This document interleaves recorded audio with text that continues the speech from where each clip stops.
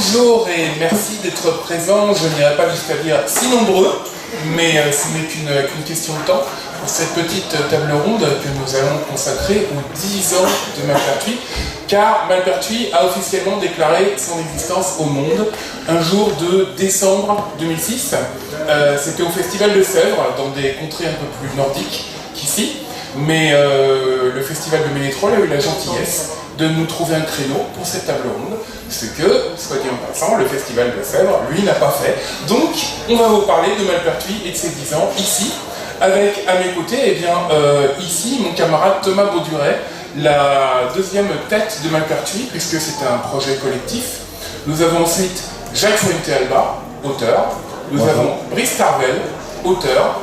Sébastien Soubré-Lanabert, auteur également. Et enfin, tout là-bas, Bénédicte Coudière, qui est également auteur.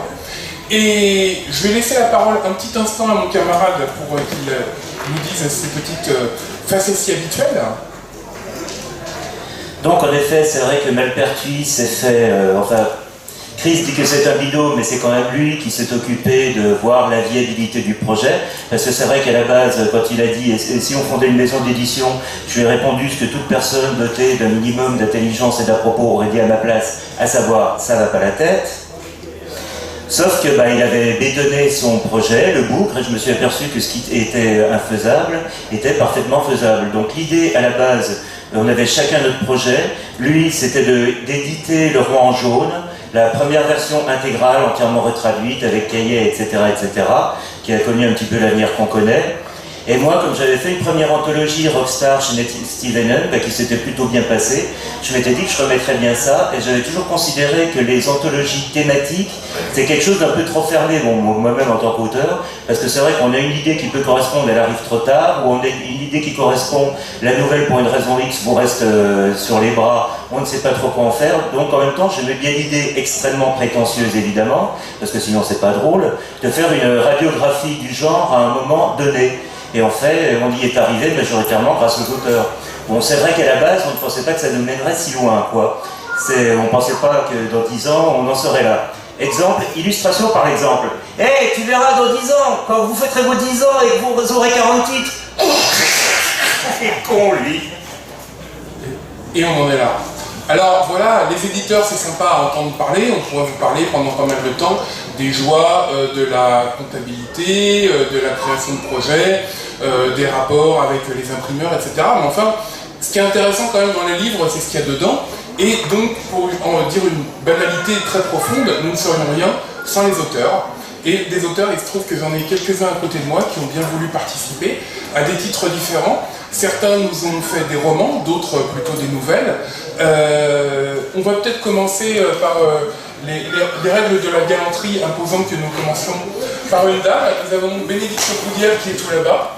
Et ce serait sympa qu'elle nous dise comment elle est entrée en contact avec Malpertuis et qu'est-ce qu'elle trouve chez nous et qu'est-ce qu'elle a fait chez nous, qu'elle raconte un petit peu. Alors, bonjour, on va commencer. Ça va, je t'entends pas, c'est ça. D'accord, merci. Parce que moi je m'entends pas, c'est pour ça. Donc bonjour, et alors moi j'ai écrit pour Malpertuis des nouvelles. Je les ai connues par les appels à texte qui publient pour les anthologies dont Thomas parlait tout à l'heure, qui sont les anthologies du fantastique à thématique. Et ils ont publié ma première nouvelle, accessoirement. Voilà. Une nouvelle que j'avais écrite. C'était mon premier pas aussi en fantastique. Et je me suis dit, pourquoi pas tenter de leur envoyer ce texte-là, qui ont été absolument adorables dans leurs réponses. Et c'est comme ça que je suis rentrée dans ces éditions-là, qui par la suite m'ont pris d'autres nouvelles, toujours pour les anthologies à thématique, et une pour une anthologie réalisée pour le Salon Zone Franche de 2013, je crois, si ma mémoire est bonne. Peut-être 2012 ou 2012, ouais, l'une ou l'autre.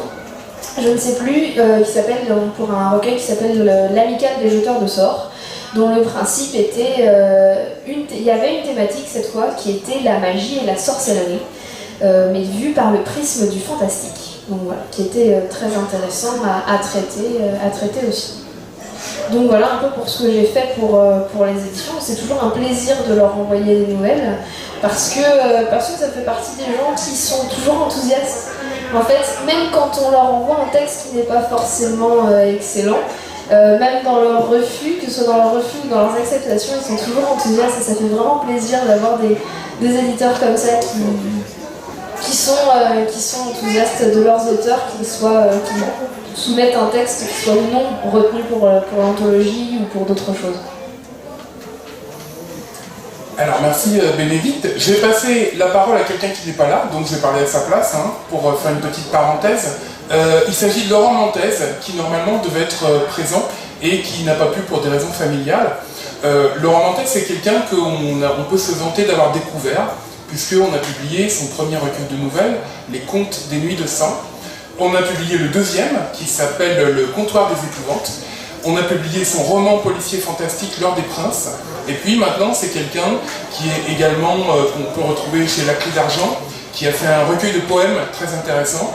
Voilà, Laurent, c'est quelqu'un pour qui j'ai beaucoup d'admiration en tant qu'auteur, parce que c'est quelqu'un qui possède un style et une capacité de narration qui lui permet de reprendre des grands thèmes de l'horreur, comme par exemple une attaque de zombies ou une rencontre avec un loup-garou, et de les raconter d'une manière entièrement fraîche, entièrement neuve, et qui percute le lecteur en pleine figure d'une manière dont on ne se doutait pas forcément. Alors il a eu aussi l'idée, avec le Comptoir des Épouvantes, d'écrire une série de nouvelles d'horreur ou de fantastique, ou de fantastique horrifique, ou d'horreur fantastique, à partir d'articles de journaux, de petits bouts d'articles de journaux, dont certains dataient du XVIe siècle, d'autres du XIXe, et d'autres de quelques mois auparavant.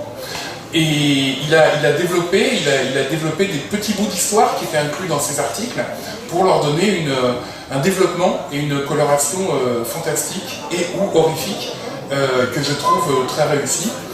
Voilà, donc c'était le petit coucou à Laurent Mantez qui n'est pas parmi nous. Donc on va peut-être plutôt laisser parler quelqu'un qui est parmi nous. Et par exemple, Monsieur Brice Tarvel. Oui, c'est moi. Je parle de quoi? Eh bien, parle-nous de toi et de Malpertuis, et de Malpertuis et toi. Malpertuis, c'est une maison très agréable, bien qu'elle ait des antécédents inquiétants. Et on a affaire à des gens sérieux qui travaillent avec rigueur, donc c'est très agréable. Et j'ai fait leur rencontre parce que j'avais dans l'idée de reprendre des textes à la manière de Jeanret, des aventures, des enquêtes de Harry Dickson.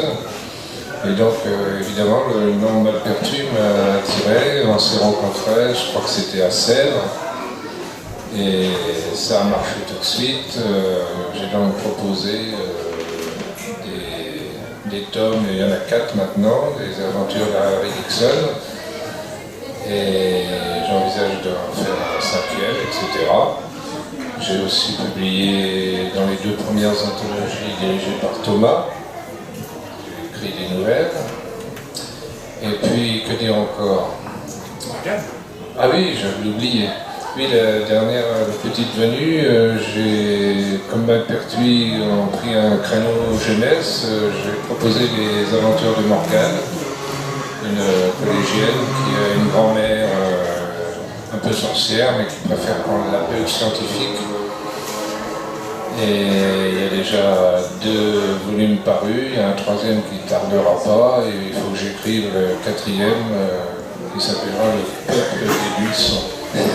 Parce que j'ai toujours le titre en premier. Je commence par un titre et après j'écris. Voilà, un petit mot peut-être de Sébastien, dont nous avons publié le premier roman qui s'appelle Jérôme sous l'orage, que vous pouvez retrouver bien entendu sur le stand Malpertuis, bien qu'il parte très bien, mais n'hésitez pas. Bonjour à tous. Moi, j'ai rencontré la maison d'édition il y a 10 ans pour un appel à texte pour l'anthologie de HPL. Alors, j'ai envoyé un texte qui avait été écrit il y a quelques années encore, donc c'est un texte qui date un petit peu maintenant. Et puis j'ai eu la chance d'être pris. Ensuite, j'ai rédigé quelques nouvelles par-ci par-là, parce que bon, j'ai quand même une vie assez riche, j'ai pas beaucoup de temps pour écrire. Ça n'a pas trop marché, et puis je me suis dit, tiens, il faudrait que je fasse un roman. Alors j'ai commencé à travailler sur un roman, ça m'a pris à peu près 2 ans. Et quand il a été terminé, je me suis dit, tiens, avant de l'envoyer à d'autres éditeurs, je vais quand même l'envoyer à Christophe pour me dire ce qu'il en pense. Parce que je ne pensais pas que ce serait un thème qui pourrait rentrer dans leur ligne. Et du coup, j'ai quand même envoyé. Et au bout de quelques jours après, il m'a répondu, ah c'est super, je prends. Donc voilà. Donc c'est sur des coups de chance, sur des coups d'hasard, le fait qu'on entretienne des liens quand même avec ce genre de personnes comme Christophe et comme Thomas, qui font qu'on peut arriver à sortir un livre, ce qui est quand même pas mal.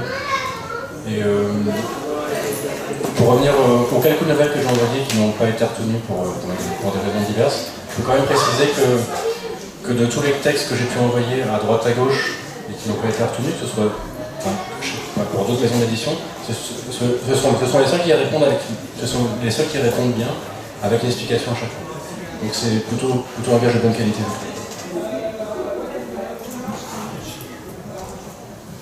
Bah oui, c'est vrai que c'est l'occasion de rebondir, en effet, parce qu'il y a quand même une profession de foi pour les entomalpertuis. Déjà, je renvoie un accusé de réception quand je revois la nouvelle, donc c'est clair, parce que ceux qui n'ont pas d'accusé de réception, ça veut dire que pour une raison X, la nouvelle s'est perdue dans le brouillard magnétique des ordinateurs. Et ensuite, quand même un refus peut être... à chaque fois, je dis pourquoi, en fait, il est justifié. Bon, pour diverses raisons, c'est très souvent parce que c'est des histoires beaucoup trop classiques. Souvent. Bon, quand je pense que quelqu'un a vraiment quelque chose, un univers ou quelque chose qui peut le différencier, j'encourage à continuer. Et il y en a d'ailleurs qui ont mis quelques années de travail, mais qui ont fini par arriver à être publiés. C'est aussi une question de déontologie. De toute façon, j'ai aussi ce que j'appelle le principe du refus encourageant. C'est-à-dire, c'est en effet quand je refuse une nouvelle, mais que je dis, j'explique les qualités qu'il y a, qui sont en général quand il y a vraiment quelque chose qui me semble être un univers et qui persévère. Il y a même un des auteurs qu'on avait vu à l'Épinal, qui était avec ses collègues et qui avait eu un refus comme ça, il avait blagué en disant ouais, en fait il était presque plus content si jamais on lui avait accepté. C'est un de nos principes déontologiques et on s'y tient. Voilà, moi je voulais commenter que je suis tombé il n'y a pas très longtemps sur des notes de blog d'un auteur qui ne s'identifiait pas d'ailleurs par son vrai nom mais par un pseudo, et qui parlait des différents petits éditeurs qui n'appréciaient pas forcément. Et un petit éditeur lui avait répondu, lui avait dit qu'il insistait beaucoup sur les conseils qu'il pouvait donner aux jeunes auteurs pour les aider à démarrer, à s'améliorer. Ce à quoi l'auteur avait répondu avec un certain mépris, que ce n'était pas du travail d'éditeur mais de coach littéraire. Nous en tout cas, et je pense que Thomas ne me contredira pas, on estime que ça fait partie de notre tâche, quelle que soit la manière dont certaines personnes pourront nous voir. On estime que si on aide des gens à démarrer, que ce soit en publiant des livres ou des nouvelles déjà achevées et qui méritent de recevoir un public, ou bien en les refusant, comme disait Thomas, avec des explications, avec une manière de guider les gens, voire même ce qui m'est arrivé, de refuser quelque chose qu'on m'avait envoyé que je n'avais pas du tout aimé, mais en disant, mais vous savez, votre histoire là, il y a du lectorat potentiel pour ça, moi ça ne me plaît pas, mais adressez-vous plutôt ailleurs, et je pense qu'il y a des gens qui vous l'apprendront. Donc voilà, sur ce, je vais quand même laisser notre ami Jacques Fuente-Alba dire également un petit mot sur Malpertuis, sur lui-même, et surtout sur lui-même d'ailleurs. Alors Malpertuis, ma rencontre avec Malpertuis s'est faite avant Malpertuis, en fait. J'ai rencontré Thomas Bauduret il y a peut-être au moins 15 ans, il me semble. Et c'était au Salon du Livre de Paris, c'était sur le stand de Nestlé Venel, et justement c'était par rapport à l'anthologie Rockstar, où il cherchait des auteurs, et donc je lui avais envoyé un texte pour lequel il ne m'avait pas fait de retour particulier, qu'il n'avait pas forcément apprécié, je crois. Mais je me suis retrouvé à travailler avec lui après, à la naissance de Malpertuis, peu de temps après la naissance de Malpertuis, il me semble. J'ai approché les éditions et je leur ai soumis des textes. Je me rappelle plus si j'ai sorti d'abord le Cortège des Fous, si j'ai sorti d'abord un texte dans Malpertuis 1. Je crois que j'ai dû sortir un texte dans Malpertuis 1.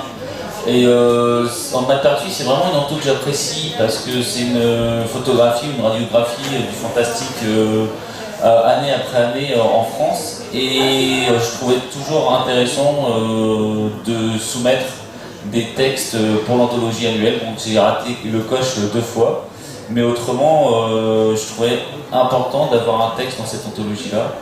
Et après, pour le travail sur les romans, j'ai travaillé pas mal, je crois, avec Christophe surtout. par rapport au Cortège des Fous et à sa suite, L'Antre du Diable, et ça s'est super bien passé. C'est des éditeurs avec qui j'apprécie vraiment travailler, donc il y a eu une fois, ce qui est intéressant à voir, c'est que c'est des éditeurs qui vous laissent carte libre, enfin le champ libre pour travailler sur le texte, et j'ai eu une fois simplement un retour sur un texte qui a été accepté, mais Christophe m'a dit bon, il est un petit peu trop trash, donc il a été censuré sur, enfin c'est de la censure, bon, on a vu ça ensemble quoi, où j'ai retravaillé le texte pour que ce soit un peu moins trash, parce que ça s'adressait à un public qui pouvait être jeune, donc c'était pour l'amicale des jeteurs de sorts, une anthologie où j'étais acharné à l'idée d'être dedans, absolument, donc j'ai tout fait pour, j'ai soumis 3 textes. Je précise qu'on n'a pas un goût particulier pour la censure, mais que dans ce cas précis, comme c'était une anthologie qui était sponsorisée par une municipalité, on nous avait imposé qu'elle devait pouvoir figurer dans les bibliothèques scolaires, puisque la ville allait nous en commander un lot. Donc ça m'a contraint à faire une petite violence à certains auteurs, ce qui n'est pas forcément dans mon goût. Hein. Ça a été le cas d'autres auteurs ou pas? On s'est rattrapé par la suite. Ça a été le cas d'autres auteurs il me semble me souvenir que ça a été le cas aussi pour d'autres auteurs. Il y en a qui ont été refusés même pour leur approche trop, enfin, qui étaient là même pas amendables quoi. Mais il nous est arrivé de publier des trucs qui vont assez loin. Hein. Je pense par exemple dans la dernière Anto Malpertuis, il y a un texte signé Olivier Caruso, un auteur qui a énormément de talent à mon avis, et qui est...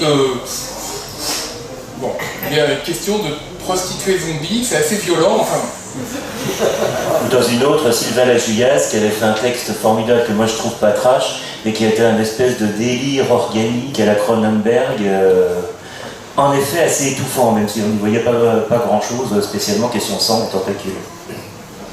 Voilà, donc vraiment, c'est quand on a des contraintes, je dirais, administratives, hein, de la part d'un éventuel commanditaire, ça ne nous est pas arrivé souvent, mais quand ça arrive, ben, on est bien obligé de s'y plier. Heureusement, alors, on a l'impression que tous les auteurs nous décrivent comme des gens merveilleux. En fait, c'est pas tout à fait exact. C'est qu'on a l'habitude de travailler avec des gens qu'on aime bien. On a essayé de faire parfois des efforts avec des gens un peu pénibles, et ça n'a pas marché. Donc on a dit, bah, non, maintenant c'est fini, quoi. Alors... J'ai bien des noms qui me viennent. On n'en dira pas. Maintenant, j'ai envie de vous faire un peu rebondir, comme quelques jolis petits ballons que vous êtes, sur le thème du fantastique. Est-ce que vous avez un petit mot à nous dire sur le fantastique? Et on va commencer par Thomas. Le fantastique, bah que dire, comme Obélix et la potion magique, je suis tombé dedans quand j'étais petit et je n'en suis toujours pas sorti. En fait, je trouve que c'est un genre qui a une grande variété, qu'on essaie de refléter dans Malpertuis. On n'y arrive pas toujours d'ailleurs, parce que je ne sais pas si on a une réputation de texte entre guillemets littéraire, mais personnellement, j'adorerais publier un grand thriller fantastique comme on en trouvait dans la collection Terreur en son temps, bon, pour laquelle j'ai pas mal travaillé, mais c'est une autre histoire.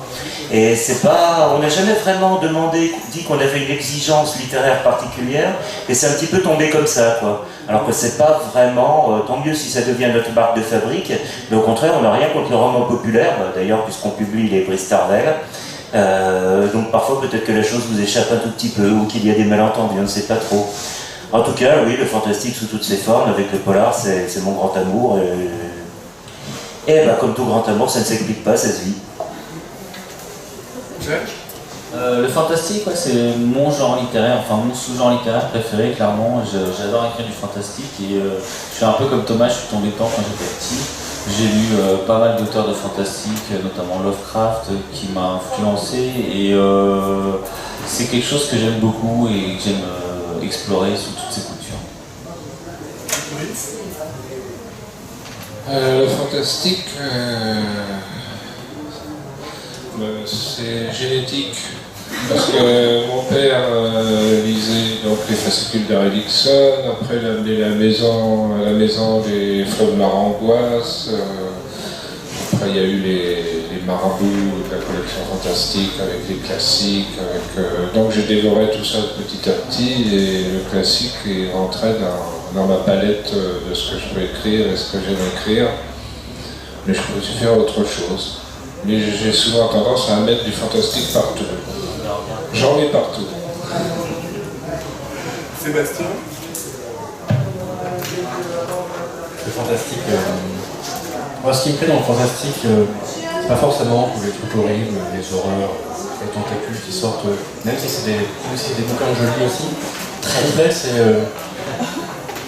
me plaît, c'est souvent d'être dans un monde qui ressemble à ici, et d'avoir un petit plus fantastique.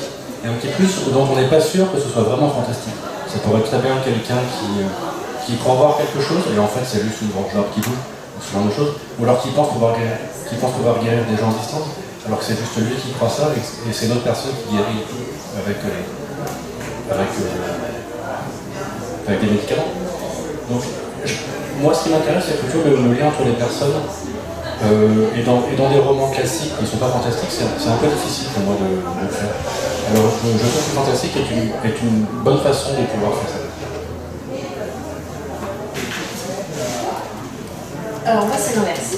J'ai pas vraiment lu énormément de fantastique. Je l'ai abordé quand je faisais mes études, quand j'étais au lycée avec Beau.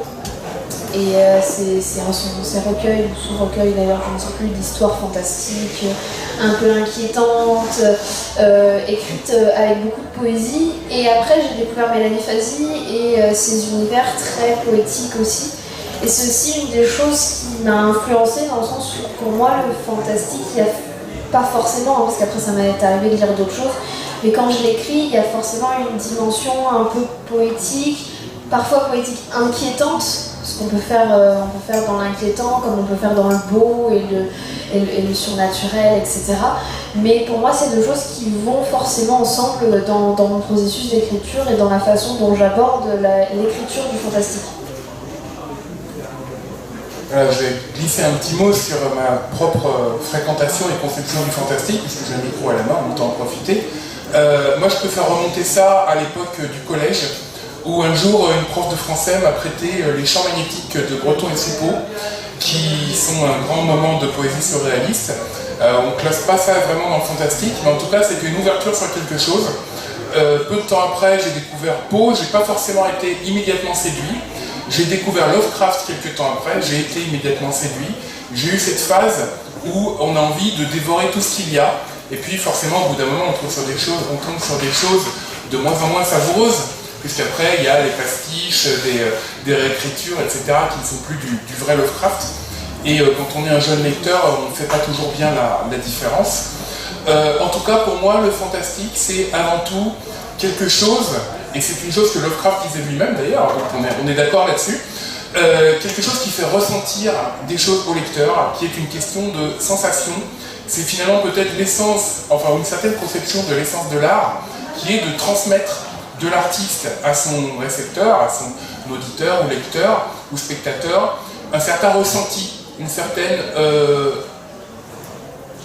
impression, et en tout cas une certaine atmosphère. Pour moi, le fantastique est très lié à la notion de créer et entretenir une atmosphère, plus que, comme le disent certains commentateurs littéraires, le fait d'inclure des éléments considérés comme fantastiques, tels que le vampire, le loup-garou. Je dirais, en fait, c'est ce que je dis souvent en communication pour simplifier un peu les choses et histoire de faire une synthèse, priez pour nous. Il y a deux genres de fantastique. En gros, il y a un fantastique externe qui est, bon, en effet, vampire, loup-garou, etc., tout ce qui souvent a trait à la mythologie, où le monstre est là, est clairement identifié, il faut le détruire, ou il ne faut pas le détruire, ou il faut le transformer en quelque chose, etc. Et évidemment, le fantastique interne, c'est-à-dire c'est le fantastique du Horla de Maupassant, qui est quand même fondateur, c'est je est un autre, la personne que je vois dans le miroir, est-ce vraiment moi? Ou ça peut être aussi, pour passer sur la littérature générale, le fameux La moustache d'Emmanuel Carrère, qui est un roman purement fantastique où en fait le protagoniste se rase la moustache et dit alors vous en pensez quoi son moustache? Et on nous dit mais t'as jamais eu la moustache, qui est pour moi vraiment l'essence même de ce genre de fantastique. C'est je est un autre. C'est le glissement, c'est le moment où la réalité se fracture ou se déchire ou se délite. Et j'avais ressenti ça dans un roman de Clive Barker qui est Secret Show, où à un moment les gens pratiquent ce qu'ils appellent, je crois, l'art. Ça consiste à attraper la réalité comme une toile de tente, à tirer dessus et à ouvrir vers ce qui est de l'autre côté. Et ça m'avait totalement fasciné. Voilà, est-ce que quelqu'un a envie de rajouter un petit quelque chose? autour du fantastique, ou bien est-ce que peut-être quelqu'un a des questions à nous poser?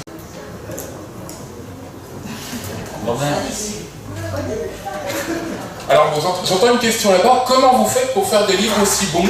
Bah écoutez... Comment il faut aussi géniaux? C'est très difficile à lire. C'est du travail, c'est beaucoup de travail, c'est beaucoup de... Voilà. On transpire beaucoup, mais... On pourrait peut-être en profiter, puisqu'il reste du temps, pour dire ses auteurs fétiches en fantastique, par exemple. Bon, moi je citerais d'un côté le fantastique, les classiques, bah oui, parce que quand même on y revient. Lovecraft, en effet, même si bon, je pense que Lovecraft, ça correspond chez le lecteur à une phase, au moment où il est prêt à le recevoir, et un autre où on ne voit que les défauts. Enfin, j'ai eu des gens qui détestaient Lovecraft et qui avaient des raisons parfaitement rationnelles, si j'ose dire, pour le faire. Clark Ashton Smith, des petits maîtres comme Montréal Gros James, etc. J'en rêve évidemment. Et dans les modernes, un grand monsieur qu'on a un peu tendance à oublier, qui est Serge Brussolo. Mais bon, Serge Brussolo est un genre à lui tout seul. Et j'avoue, je ne sais pas ce que j'en penserais maintenant, mais j'étais énormément influencé par Graham Masterton à sa grande époque dans les années 90. Et pour cet aspect thriller, en effet, puisque... bon, c'est vrai que je pense, et là peut-être qu'il y a quelqu'un qui va bondir, je pense que le fantastique, à la base, c'est quand même un genre de nouvelle.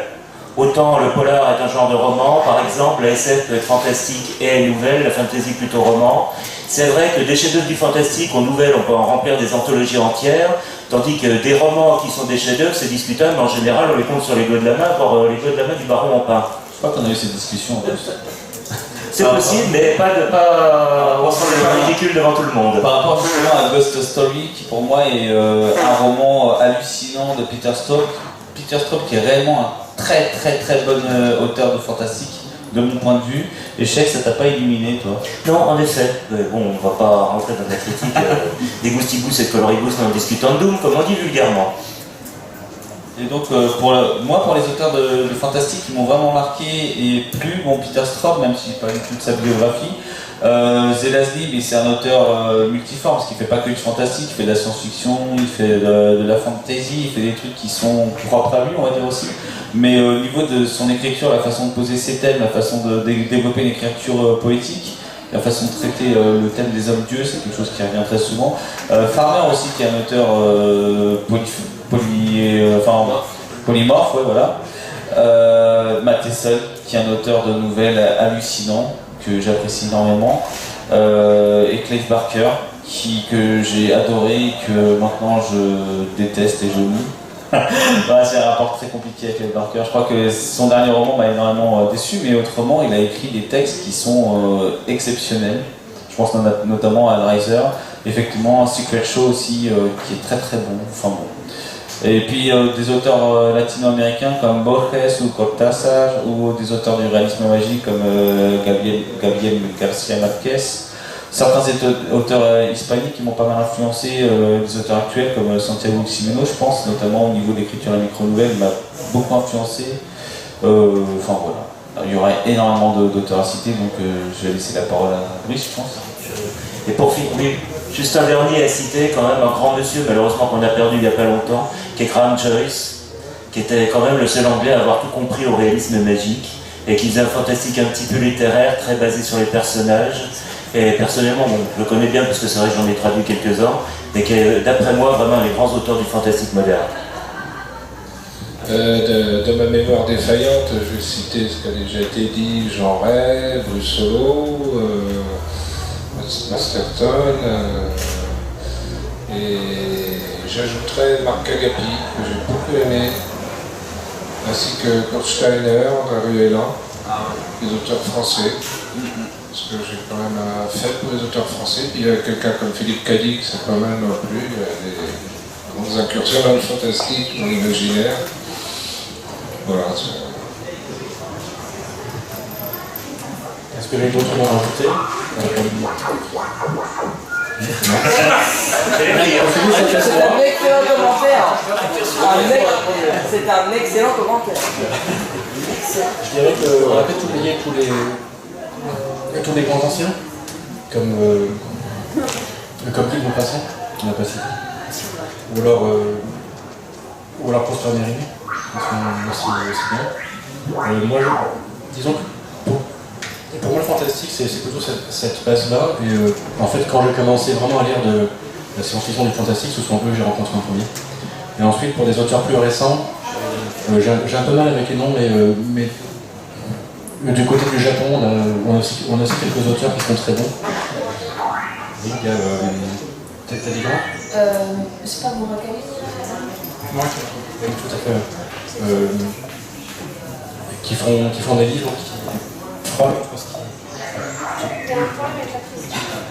Murakami, c'est très intéressant, je prends pendant que vous réparez le truc, parce qu'effectivement, on n'a pas l'inclusion des éléments classiques qu'on retrouve dans le fantastique qu'il y a sur les étals des libraires à ce rayon-là, mais il y a une espèce de bizarrerie de la réalité, où il se passe des trucs étranges, où il y a des chats qui parlent, etc. Et donc, c'est effectivement quelqu'un qu'il fallait mentionner, ouais, je suis tout à fait d'accord.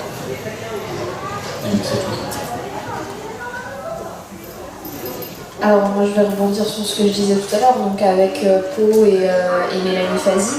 Et j'ajouterais, même s'ils flirtent avec le fantastique, des auteurs comme Xavier Loméjean en fait.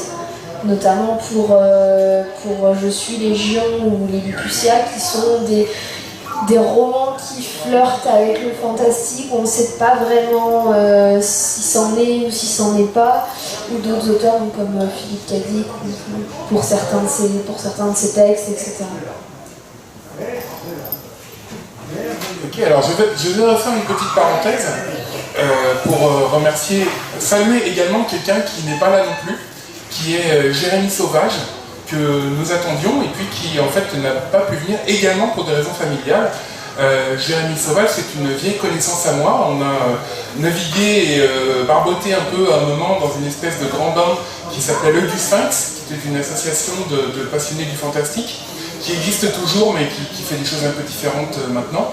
Et Jérémy a publié chez nous un recueil de nouvelles qu'on pourrait quasiment appeler des contes cruels, qui s'appelle Nous sommes un monstre. Donc vous voyez déjà l'ambiance que peut dégager le titre, et dont j'aime beaucoup faire découvrir le nouvel titre, Nous sommes un monstre, qui donne une bonne vue de l'ambiance qu'il y a dans ce petit livre, en expliquant qu'on se demande parfois quelle est la chose la plus horrible qu'on peut imaginer, et on peut parfois imaginer que c'est un bébé mort dans une poubelle. Or, on peut imaginer plus horrible encore. Serait-ce 2 bébés morts dans 2 poubelles? Non, ce serait plutôt un bébé mort dans 2 poubelles. Donc voilà un peu la noirceur vers laquelle peut aller notre ami Jérémy, qui n'est pas là et que je salue au passage. Et pour être exhaustif, il faut quand même citer des gens qui ne sont pas là mais qui nous font beaucoup et qui ont eux aussi leur univers fantastique, qui sont nos illustrateurs. Philippe Joselin en tête, mais tous les autres, enfin je ne me rappelle pas de tous les noms, et dont on est aussi quand même, on leur doit beaucoup, parce que quand même on le voit en salon un peu partout, la première approche d'un livre, c'est généralement la couverture. On le voit très bien avec certaines qui accrochent l'œil immédiatement, qui donnent envie de prendre le bouquin, et en effet c'est quelque chose qui est extrêmement, mais vraiment extrêmement important pour nous. On ne le dira jamais assez, et il faut quand même louer leur talent. Ce qui nous donne l'occasion de rebondir sur ce point intéressant. Chers amis auteurs, qu'est-ce que vous auriez à dire sur vos couvertures? Je parle de Malpertuis, hein, pas les concurrents, pardon, pas les confrères. Pas les concurrents. Pas les Moi, j'étais resté au bébé mort dans la poubelle, et je pensais à un bébé mort dans un congélateur un jour de grève de l'EDF. Seulement passant. À propos des couvertures, j'ai eu la chance pour les Redixon de pouvoir imposer sans avoir forcé beaucoup Christophe Alves, et qui fait des couvertures très, très dynamiques, plaisantes. Donc ça n'a posé aucun souci. Et puis les couvertures de Morgane, Christophe m'a découvert un dessinateur qui correspondait exactement à ce que je voulais, mais enfin il paraît qu'il est dur à la détente. Oh non, Comme beaucoup d'artistes, hein. il est génial. Oui, il est génial, mais il faut qu'il se décide. Ouais. Voilà. Tu me souhaites En fait, c'est moi qui l'ai ramené à la maison d'édition. J'ai eu la chance, comme Brice, de pouvoir choisir mes illustrateurs pour les couvertures. Et j'ai proposé donc à Christophe pour l'Antre du Diable Timoun, donc Tim Chiesa, qui est un dessinateur avec qui j'ai travaillé sur un projet. Et c'est exactement ce que je voulais pour l'Antre du Diable. Et du coup, il a mis un pied dans la porte et puis il a fait d'autres illustrations pour Malpertuis. Donc effectivement, c'est peut-être quelqu'un des fois difficile à contacter, mais en tout cas, il fait du super bon travail. Si on essaie de lui courir après, c'est bien qu'on aime bien ce qu'il fait. Sébastien? Il faut reconnaître qu'il y en a qui s'ouvrent un petit peu d'hypertrichineuse pêle-mer. C'est-à-dire, ça plus un poil de la main, c'est un baobab. Moi, pour mon roman, je trouve que la couverture correspond bien au thème du livre. Et sincèrement, je ne pensais pas pouvoir avoir mieux que ça. Parce qu'en fait, j'avais un peu peur que ça représente une scène du livre en particulier. Ce serait un peu trop restrictif. Et au final, c'est plutôt une scène qui couvre tout le livre en entier. Enfin, en entier, qui en couvre une grande partie. Il y a les personnages centraux, il y a deux grands corbeaux de chaque côté, il y a une montagne avec d'autres corbeaux qui en sortent, plus les nuages noirs qui s'accumulent au loin. Et je pense que c'est difficile de faire mieux. Bénédicte, si tu as un mot à dire sur les couvertures des Vantaux? Oui, j'ai un mot à dire. C'est toujours difficile de faire une couverture d'anthologie, surtout quand il n'y a pas de thématique. Parce que dans l'anthologie, on va avoir des textes très différents, on va avoir des textes dans des atmosphères 19e, dans des atmosphères 20e, qui vont être humoristiques, qui vont être plus sérieux, qui vont être poétiques, qui vont être drôles, enfin il y a vraiment de tout. Et du coup, c'est vrai que c'est difficile, de mon point de vue de non-artiste, de trouver une couverture qui peut être adéquate à des anthologies à thématique. Alors que quand il y a un thème, on peut l'exploiter dans la couverture, ça dit de quoi ça va parler. Alors que là, c'est vrai que c'est difficile, et en même temps, sur cette anthologie maintenant, c'est à chaque fois réussi.